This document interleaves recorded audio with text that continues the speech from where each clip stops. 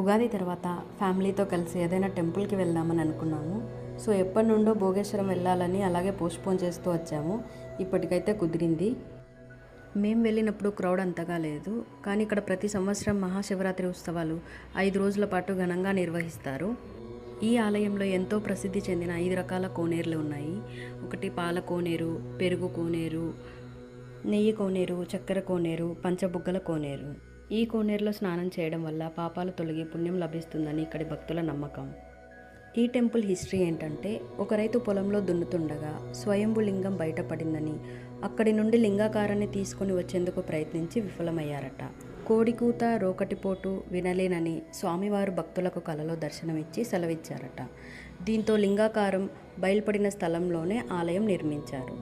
ఈ ఆలయం కలిదిండికి 3 కిలోమీటర్ల దూరంలోని భోగేశ్వరం గ్రామంలో పొలాల మధ్య ఉంది. ఈ టెంపుల్ని దక్షిణ కాశీగా, శివయ్యను పాతాళ భోగేశ్వర స్వామిగా కొలుస్తారు. మీరు కూడా వెళ్ళి ఈ టెంపుల్ని ఒకసారి విజిట్ చేయండి. ఈ టెంపుల్ గురించి ఇంకో ముఖ్యమైన కథ నెక్స్ట్ వీడియోలో తెలుసుకుందాం.